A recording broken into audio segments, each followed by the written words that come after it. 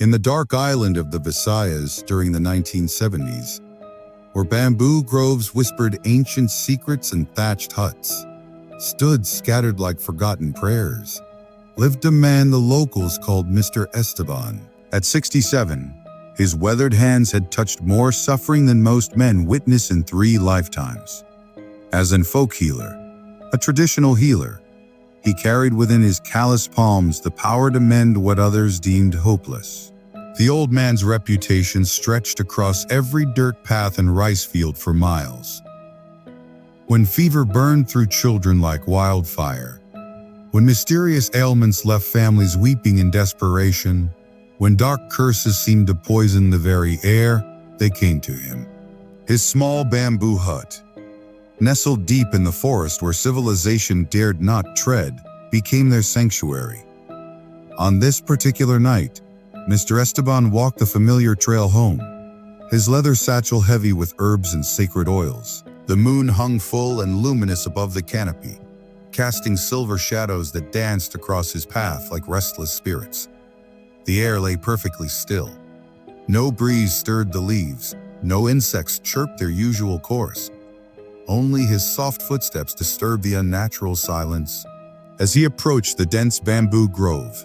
The bamboo grove that served as his shortcut home. Something dark streaked overhead with impossible speed. Leaves and small branches rained down around him, torn loose by the creature's passage. The old healer paused, one hand instinctively reaching for the protective amulet, the sacred amulet that hung beneath his worn shirt. Most men would have run. Most men would have abandoned that moonlit path and sought the safety of numbers, of light, of prayers shouted in groups. But Mr. Esteban had walked these forests for decades. He knew their moods, their dangers, and their inhabitants. The thing that emerged from the shadows ahead was not natural. It moved with predatory grace, its form shifting in the moonlight like smoke-given substance. The old man's fingers found his machete, the long knife sheathed at his hip, and drew it slowly, the blade catching moonbeams like captured lightning.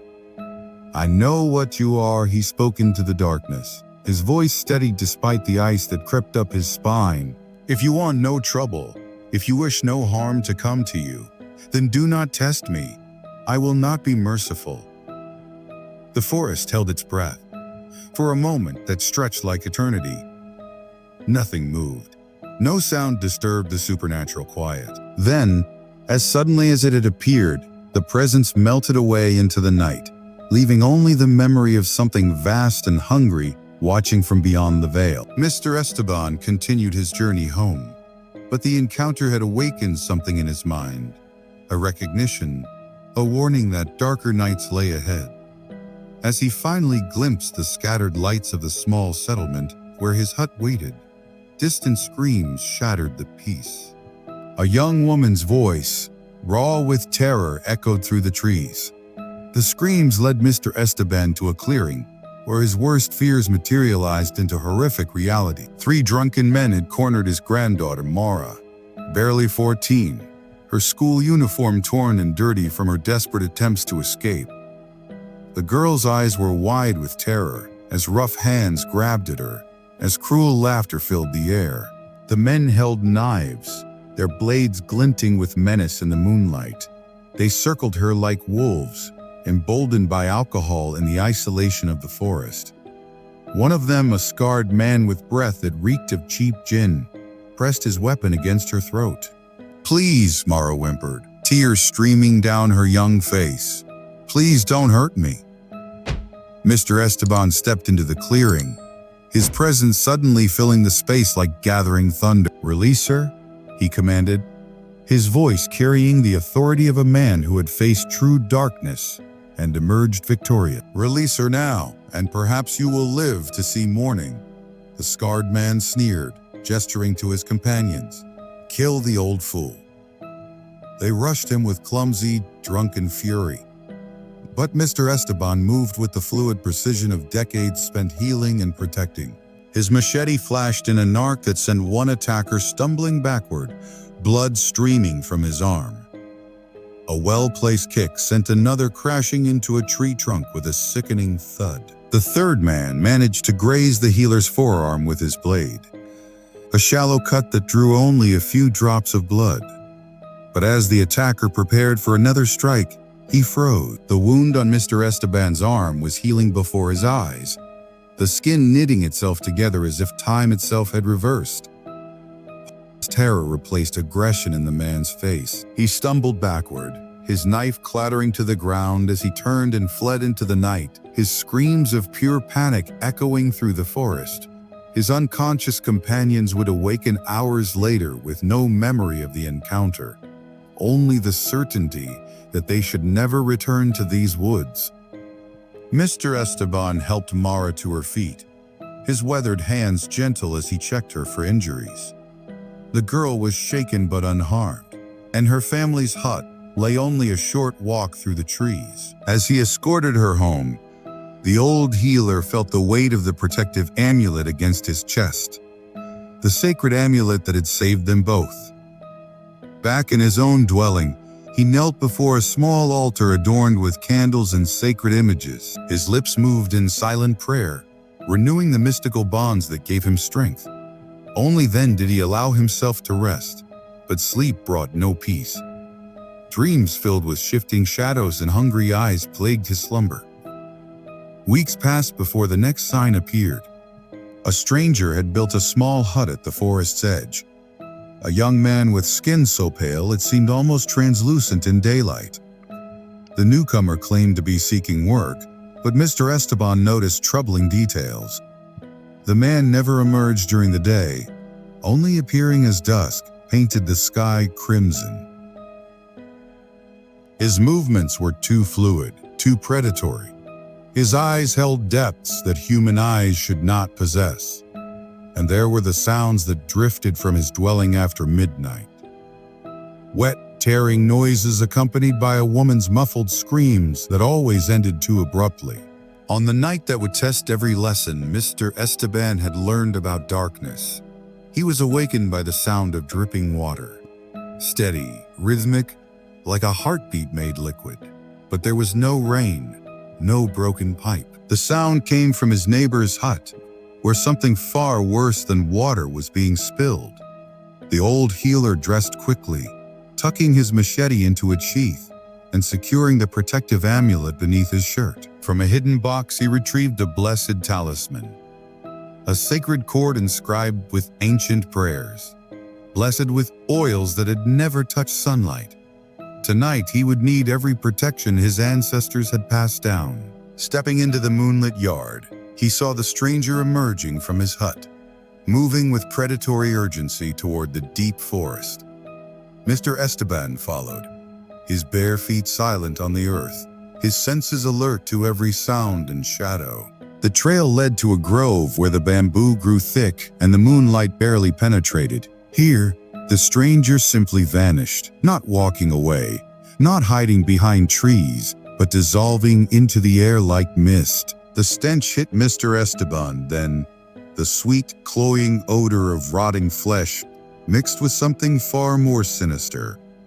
Following his nose through the undergrowth, he discovered a sight that would haunt him forever. A young woman's body lay crumpled against a coconut palm, her abdomen torn open and emptied of organs. Her eyes stared sightlessly at the canopy above, her mouth frozen in a final silent scream. The precision of the wounds, the surgical removal of internal organs, spoke of a hunger that was anything but human. Movement in his peripheral vision made him turn. Red eyes blazed in the darkness, not reflecting light, but generating it from within like hellish coals. The thing that had been masquerading as a man now revealed its true form. Its limbs stretched longer than they should, ending in claws that gleamed like obsidian. Its mouth opened to reveal rows of needle-sharp teeth and a tongue that writhed like a serpent. The shape-shifting monster attacked with inhuman speed, its claws raking the air where Mr. Esteban's head had been a heartbeat before. The old healer rolled away, his machete singing as it left its sheath, but the creature was faster than any mortal opponent he had faced. They grappled in the moonlight, human determination against supernatural fury. The shape-shifting monster's strength was immense. It lifted Mr. Esteban from his feet and hurled him against a tree trunk with bone-jarring force. Pain exploded through his ribs, but the healer fought through it, driven by decades of protecting his community from exactly this kind of evil. When the creature lunged again, Mr. Esteban was ready. He pulled the blessed talisman from his pocket and wrapped it around the shape-shifting monster's wrists as he spoke words of binding and banishment that had been old. When his grandfather's grandfather walked these same forests, the sacred cord seared the creature's flesh like molten metal. Smoke rose from its skin as it thrashed and screamed, a sound like breaking glass mixed with a child's cry of pain. The shape-shifting monster hurled itself against trees, trying desperately to tear away the burning rope, but the ancient prayers held firm. Fire began at its hands and spread upward, consuming unholy flesh with hungry flames. The creature's screams grew higher, more desperate, until Mr. Esteban had to cover his ears to preserve his sanity. The burning spread to its arms, its torso, its face, each second bringing fresh agony to the thing that had murdered innocence. Finally, mercifully, the screaming stopped. The shape-shifting monster collapsed, its body reduced to ash and blackened bone. The blessed talisman, partially melted but still intact, lay smoking on the forest floor. As dawn approached, 3 men emerged from the forest. The victim's family come searching when she failed to return home. They found Mr. Esteban standing over the creature's remains, and they found their daughter's body. The old healer watched as they carried her away. Justice served, but at a price that could never truly be repaid. In the years that followed, the remote settlement grew into a proper town. Modern houses replaced bamboo huts, and electric lights drove back shadows that had hidden unspeakable things. But those who remembered still spoke in whispers of the night. An old healer fought a demon and won. Mr. Esteban lived to be 85. His reputation as a protector as enduring as his skill as a healer. When death finally claimed him, it was peacefully in his sleep. But on certain moonless nights, when the wind carries whispers through the bamboo groves, and mothers pull their children close, some say his spirit still walks those ancient paths. Pause, because darkness has a way of returning, and when it does, the forest remembers those who stood against it.